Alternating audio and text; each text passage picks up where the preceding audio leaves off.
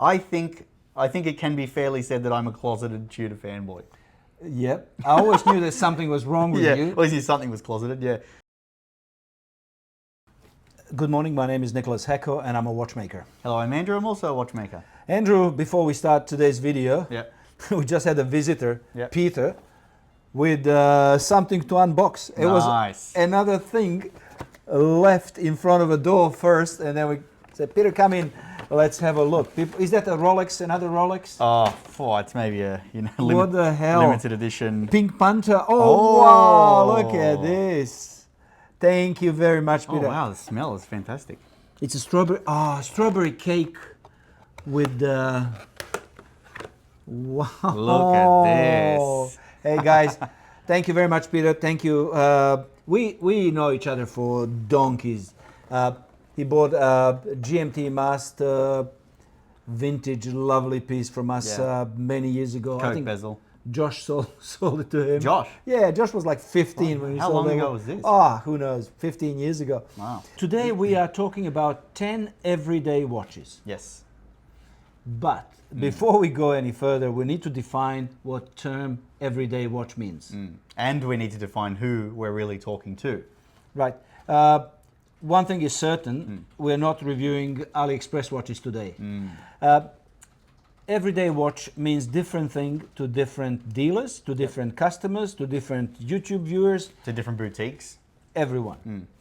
So we're really speaking from the point of view, what's an everyday watch to us? And the reason we think this is an everyday watch is because people come in for an everyday watch and buy a watch like this. And to be more specific, we deal in 4 categories of watches.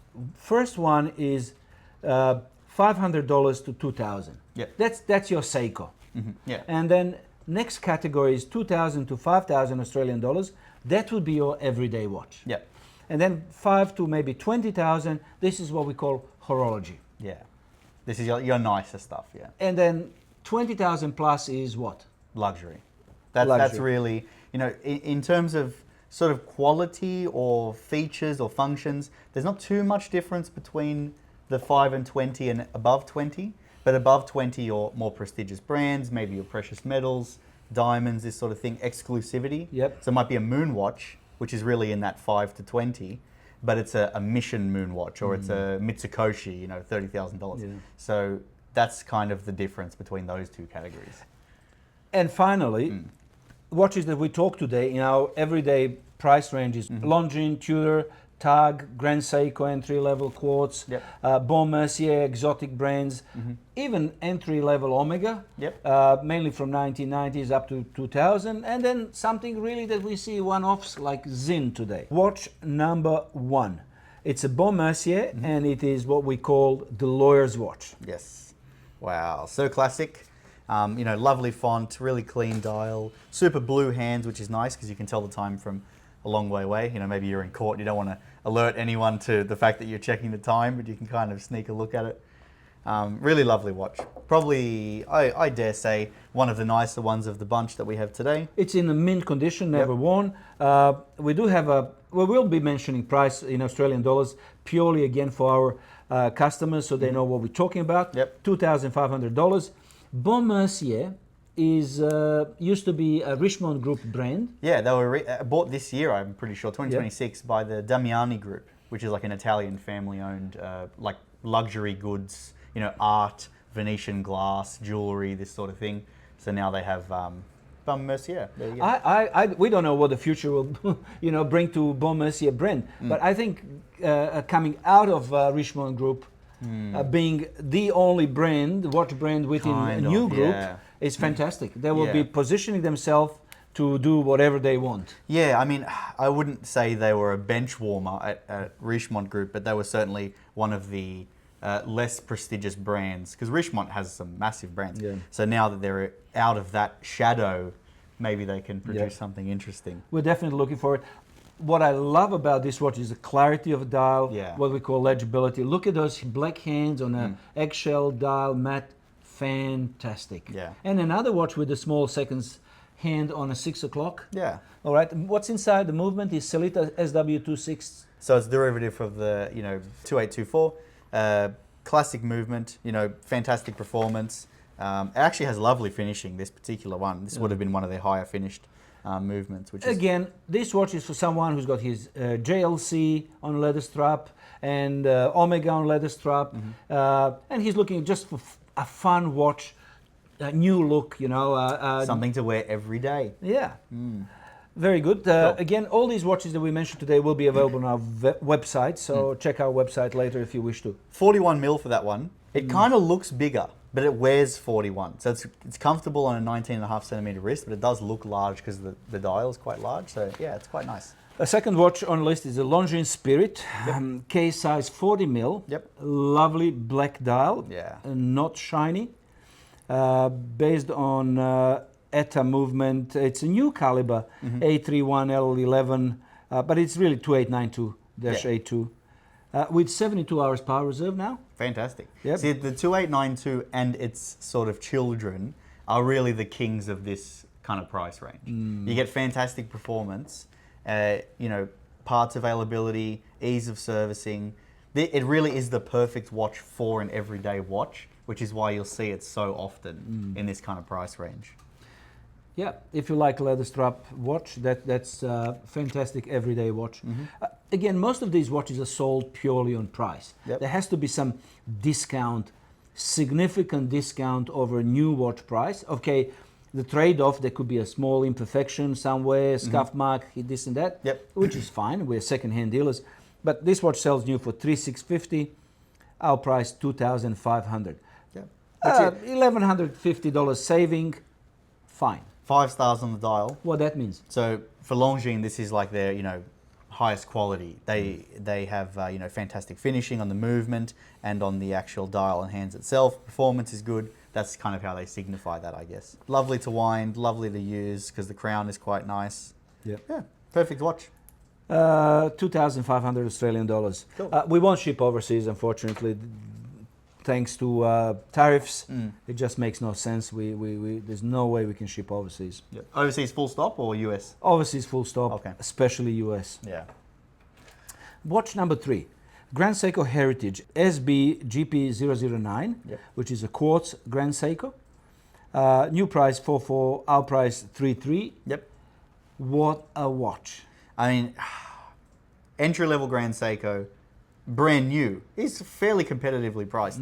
But to get one, you know, if you can sneak one second-hand, you know, for 3,300, I really genuinely don't think you can get that level of finishing, that quality of finishing for that price anywhere else. And definitely not a level of precision in quartz watches made in Switzerland. This beats 99% of Swiss quartz watches. I know there are some super high accuracy Swiss watches too, but Grand Seiko is more than just accuracy. You got Grand Seiko finish, Zarazzo finish, perfect hand hitting a marker spot on. Yep, nice. I like you just like watching it to double check, and it always is. Yeah.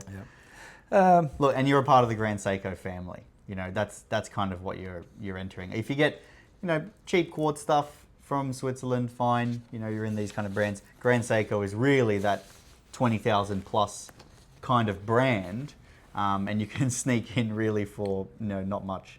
Yeah, and it is really an everyday watch. If you scratch bracelet or case, can be repolished. You won't scratch a crystal. Crystal is fantastic. Yeah. Yeah. Perfect traveler's watch as well. This is the one where the once you set the time, because it is a really accurate quartz watch, you've obviously got a Seiko Astron as well. Once you set the time perfectly and you're traveling between time zones, you can change the hour hand without stopping the seconds hand, which was a first for Grand Seiko with this movement. I forgot to mention that at the end of the video, you will be picking one of these 10 as your favorite. Yep. And I will be picking one of 10 as my favorite. Hint, hint, could be Grand Seiko. Yeah, okay. We both do like Grand Seiko, that's for sure. Cool. 40mm case size for that one. Perfect on the wrist, really is. Look, you can't get Omega second-hand Aquaterra for 3,300 nowadays. Box and papers. Of course, beautiful box, beautiful papers. But proper papers, okay? Not just a hang tag. Okay, nice. Watch number 4, Tudor Black Bay Pro reference 79470, GMT. Okay. Now we have this one on a strap at the moment. Look, I'll be perfectly honest with you. I absolutely hate NATO straps. These are, I don't know who invented this and why. That's the one Uncomfortable on wrist. The buckle is always off. That little pigtail that you have to kind of fold over. It's very, I don't want to use a word there to describe it. Yeah. But I hate it. So what I love about this watch is it really lends itself for millions and millions of 20 mil wide artisan leather straps. Yeah. It's funny because it's a sporty watch, obviously. It's a Black Bay, you know, it's a GMT. Yeah, we started description with a strap. Yeah, but the NATO is an interesting choice. Let's just put it that way. And again, this is why you should really, if you take one thing out of this video, please take this. The NATO straps, especially nylon NATO straps, can ruin your case back in no time. Yeah. Dust and dirt builds in the nylon, stays in, and then it rubs the case back. It becomes sandpaper. It literally becomes sandpaper, and then you just get this. If you think of like a Rolex case back, it's got that polished ring where there's a nice flat grain here, and then there's a circular grain on the outside. It just puts this smooth cloud of, you know, muddled steel right through the middle. Yeah. It's not nice. If you were to wear it, put some plastic protector sticker in between the NATO strap and the case back. Otherwise, that's the only time you'll ever hear us say put some plastic on your watch, for sure. But even better, take it off completely. Yeah. Millions. You know what made Panerai a Panerai? Not the watch. It was the time in 2000, or just before 2000, when Chinese strap manufacturers hit the internet, and millions of straps, exotic leather, oil leather, this and that, different patterns, stitching, became available online. So you go online, you buy your strap, and you change the look of your Panerai on a weekly basis. Yeah. That's what this Tudor is all about. Go and buy 10 different artisan straps and keep changing them yourself, and you will have a beautiful new looking watch every week. Yeah. So with this watch, Hirsch leather strap, which is nice because it's got the quick change spring bars, so you don't need a tool. And then you're getting the two NATOs. Well, don't use them. the black and the yellow is the original Tudor with a Tudor buckle. That's where the watch comes from. Yep. The other one I just found in my junk box. It's unworn. Yep. We're throwing it in a deal just for fun. Because we don't want it. Yep. But now to the watch. So, Tudor GMT, lovely GMT bezel, nice finish. Snowflake hand, which I'm sure lots of people love. You don't really like them, but But in this case, I do like the fact that GMT and Heuer and second hand are all three snowflake. Well, not on. Sorry, GMT, Heuer, and second. Sorry, not the minute. And this is a nicely matched, coordinated kind of theme. Yeah, it is. And actually. it works in this case. Yeah, I didn't even notice that. It's it's nice because they're all slightly different. That's sharp on the end, that one's square on the end, that's skinny. Cool. It's a nice little family. 39 mil case size, very, very comfortable. It is a little bit on the thicker side, but you have your box sapphire crystal. It is a diver's watch, 200 meters waterproof. But resemblance on a bezel to old Explorer, it's just amazing. And you get that Rolex quality case as well, which is one of the best you can get. So well, look, that's nice. Again, to previous videos, someone asked which part was not joke. And the part was not joke with Rolex is a case. Yeah. It's absolutely fantastic oyster case. Yeah. And that's what you get in this Tudor. Bracelet was also not a joke. We liked that bracelet. Sure. It is definitely an upgrade from previous. The annoying thing is really none of that video was a joke because the watch is good, but also we wouldn't have rated it 10 for every single category. I think that was the indication that we were joking. But the case is definitely 10R. Rolex. Yeah, for sure. And you get 10T here with a Tudor. Yeah, for sure. They do have some of the best cases. Retail 6,600, our price 5,000. It has been worn a little bit, but it's a full set with box and papers. It's a lovely watch. 5.6, 5.2 caliber, which is one of their newer in-house calibers made at the Canesi Manufactory, which is Tudor's new sort of facility. Really beautiful, you know, well finished. It's not extravagant and solid case back as well, so it doesn't really matter. But 200 meters water resistance as well. Box and papers for this one. What more could you want? Perfect size. You are coming out of closet slowly when it comes to gently Tudor watches. Okay, thank you for saying gently Tudor watches. I genuinely think I'm like a closeted Tudor fanboy. I didn't realize this because we don't get Tudors in. You know, we don't buy them too often. We do get them in, but it's just you're not allowed to touch them. Probably for good reason. So yeah, I'm slowly revealing to myself this information. Well, last time your Tudor was your favorite non-date sub. The no-date titanium. It blew me out of the water. Okay. Retail price, new 6,600. Yep. Our price 5,000. Now, slightly worn. It's not brand new, but hey, there's plenty of joy of ownership left in this watch, and will last you for years. And if you ever get tired of it, bring it back. We'll buy it back. So. Yeah, for sure. Yep. 5,000 for Rolex quality case. It's a bargain. Yeah, that's fantastic. Yep. Number 5, TAG Heuer Grand Carrera chronograph CAV 511A. Wow. This looks like I just ripped it out of someone's Porsche and put a strap on it. That's cool. This watch screams, I'm special. Yeah. Oh, what did you say before? Perfect watch for someone who runs red lights. Yeah, if you're driving illegally because you lost all your points, that's the watch to wear. Okay, yeah. So Carrera, like where do we start? We get a lot of comments about TAG. You know, is it really this quality? Is it this? Is it that? You know, and some of them are maybe a little bit too harsh. What are we really buying when you're buying a TAG? You're not getting it because you want Grand Seiko finishing. That's not what it's for. You're not getting it because you want some ridiculous timekeeping. Also not what it's for. TAG, or at least this kind of range, this line of TAG watches, it's about the story, it's about the racing pedigree and the heritage. So for this one, Grand Carrera. What is Carrera? It's a Latin word. Eventually, Carrera in Spanish is race, at least used in this context, right? The Carrera Pan America was a race in Mexico in the 50s and I think even the 60s.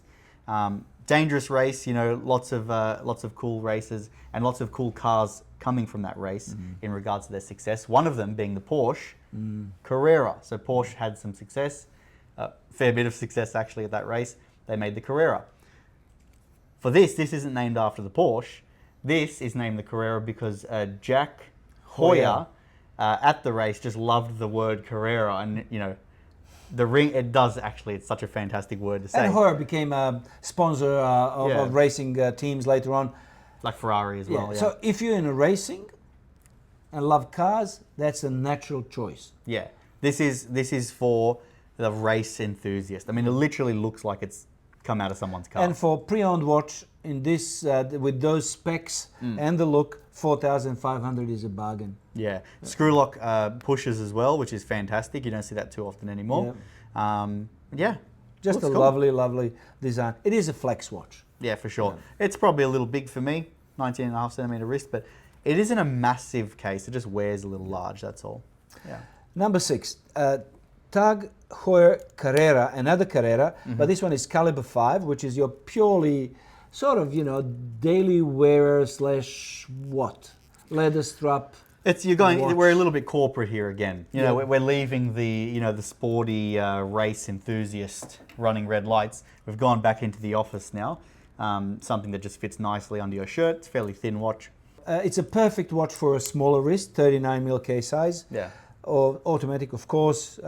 This is a brand new condition, never worn, box papers, everything. Yep. Current model retails for 5,750 Australian dollars, which is, in my opinion, just crazy. That's a lot of money for this watch. Yeah, a little bit too much? Way too much, in my opinion. We priced this one at 3,500. Okay, that's a bit more reasonable. That's more, really would suit someone looking for a brand new watch, leather strap, 39mm, fun. Box and papers as well. Of course. You know, your Seiko guy moving up, like I said before with the Baume Mercier, you just want that slightly nicer quality. Or your 20,000 plus guy buying a gift, something to wear to a meeting, you know, nice. Now, next two watches are by Sinn. And we are not going to pretend that we are kind of knowledgeable when it comes to Sinn range and history. It is a watch that we don't see many Sinn watches coming on pre-owned market. I think the owners are fairly loyal to brand. Yeah, they love their Sinns. Yeah. Tool watch, that's the essence. German tool watch. Yep, a little bit of space history as well. Yep, for, this is Sinn, an aviator model of some kind. I think 104 ST. Yep, 41 mil. Look, print on the dial is fantastic. It's really, really fine and, you know, still really legible. It's got an interesting bezel. So it's a bi-directional bezel, but the 5, 10, 15, 20 go the other way. Maybe to be used as a timer, I guess, rather than you technically shouldn't use this as a dive watch because you could accidentally, you know, bump it the wrong way. It's definitely not a dive watch, it's a pilot's watch. Yeah, for sure. But still with screw lock crown, which is nice. Yep. Bracelet, really comfortable. It's got that sort of sandblast finish over it. Steel. Yeah. Again, 3,300 new. Our price, $1,900. Cheap as chips. Yeah, that's fantastic for a Sinn, which is really it's a small brand. It's one of the smaller sort of independents, but certainly one of the more popular ones. And again, our customers will recognize this as a bargain. It will be like one click, gone. Yeah. Maybe some of YouTube viewers who are into, you know, Seiko and Citizen and AliExpress homage watches will be tempted to compare this watch to homage, and unfortunately there is no way you can compare this. Yeah. This is not. I say this watch is far better than 4 homage watches. So if you're thinking of upgrading, get rid of that stuff. Upgrade straight to Sinn. Yeah. Leave China and Japan. Go on holiday to Germany. That's where it's about. Number 8 is a Sinn U50, and this is a kind of your Grand Seiko of Sinn. Number 1, limited edition, only 1,000 pieces, 41 mil case size. 2 things: 500 meters water resistance. Cool. Which is according to German standard. I do have a note somewhere what German standard that is. Up here. Yeah, DIN A310. Yep. A310. And what makes that standard different than ISO? We always talk about ISO diver's watch. A saturation diver's watch starts at 500 meters. Yep. And this is the one. And also the case. Submarine steel. Which submarine? I'm not 100% certain, but yeah, they've made case and bracelet out of this sort of submarine steel. It's got that similar sandblasted finish to the previous Sinn there. One thing I like about this, and I think this more and more when I see it, you know how everyone has a 30-second bezel these days? This one is not. It's a 1-minute bezel, and I'm thinking, why would you want a 30-second bezel? If you're underwater and it's dark, 500 meters, there's no light down there, right? You can't see. What would you rather be counting if you had to adjust your bezel without being able to see it? 4 clicks really quick, 4 minutes. On a 30-second bezel, was that 2 minutes? Was that 2.5 minutes? 3 minutes? You know what I mean? Just something feels a bit scary about that. So I like that it's got a sort of 1-minute click on the bezel. It's a very industrial. Seems a bit more purpose-built. Tool watch. Massive hands. Look at the hands on it. Yeah, Insane amount of looms. Dial is scratch dial, which means that every dial is different. They scratch dials in a random pattern. I love that. Okay, it is still a metal sheet dial with a paint, but every single U50, in this limited edition range, is different. So it's a nice thing. 372 of 1,000, and that it's scratched before it's printed, so the text is actually still nice. And the loom is not scratched. Yeah. It's just the actual base plate itself. Who is this watch for? If you are Sinn enthusiast, this is and you want your Grand Seiko of Sinn watches, that's it. I've done a fair bit of research price-wise.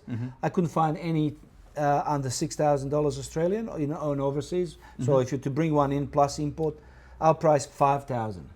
That's pretty good. I mean, that's at the upper end of, we're borderline here between entry level and what we said was horology before, but for good reason. This is really top of the bunch, I think. Yeah.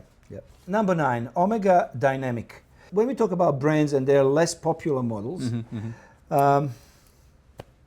it's a little bit of a runt. Yeah. It's a little bit of a runt of the litter. You've got the Speedmaster, you've got the Seamaster. very successful watches going into the quartz crisis, and then sort of the quartz crisis hits, they start making quartz, well, they start putting plastic parts in their watches, then they start making quartz versions of those watches. Where is this from? Originally 1960s, with then reincarnation in 1980s, 90s. Yeah. I think Omega was very confused during those years. In that period, where are they heading? Are they going to continue as a watch makers, or are they going to go out of business? Luckily, we know that they survived. They got out of that mess stronger. This watch is the equivalent of, it's a holiday to Southeast Asia to find yourself. That's what this watch is. You know, they're kind of maybe experimenting a little bit too far with the designs and that sort of thing. But the one thing that this watch really has going for it. Two things. One is size. One is size. The second thing is really the water resistance, the durability. So generally speaking, for an everyday watch, that's kind of what you're after, but you usually don't find it in high amounts in that price range. That's kind of the problem. Now we're selling these watches secondhand, right? Which is why they are. But if you consider all of them new and you're looking for an everyday watch, they're probably all out of your price range. So to find something that is really in the price range, has that durability, it has that, you know, screw lock crown, water resistance, made by Omega, watchmaking pedigree and all the rest of it, quality, perfect watch for it. It's just the style is a little strange. If you have a smaller size wrist, 36, 38, 39, perfect size. 19.5 centimeter wrist here, and that's probably still perfectly fine for me. As a watchmaker, it can be pulled apart, overhauled, put back together in no time. 2892 movement, we have a heaps of spare parts. This watch will last for 100 years. Okay. And the non-coaxial version as well, which is better. It's got tick of approval. Right, 2800. Cool. Comes with a box and papers.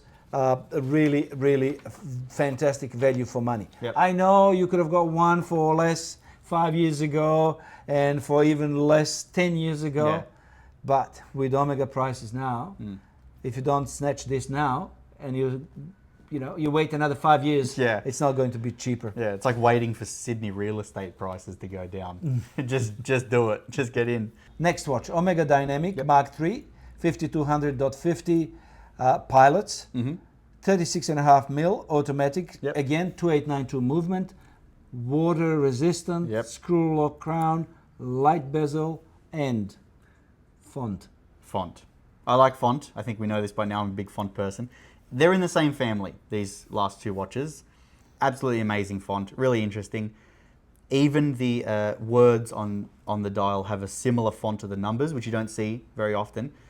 Even less often do you see a watch with an ETA 2892 caliber or something along those lines that doesn't have that basic ETA 2892 calendar disc text. I hate seeing it, maybe because we see it so often, and I see the whole disc, when you take the dial off. But this actually has the same font on the calendar disc as it does on the dial. Fantastic. You really genuinely do not see that very often. This was designed by a designer who back then thought, I better do a good job with this one, so we stay in business that was a little bit longer. That was his first watch, and it was like, if you do that again, you're in trouble. So he made this one. It was trying to save Omega on his own. And what a fantastic job, seriously. You know what it has as well? So this, for the Omega fans out there, the new Speedmaster has the old bracelet, but much nicer made, these days. Exactly the same as this. It's got that, the two skinny little mid-link bits there. It actually is really, really nice watch. What more can we say about 3,300.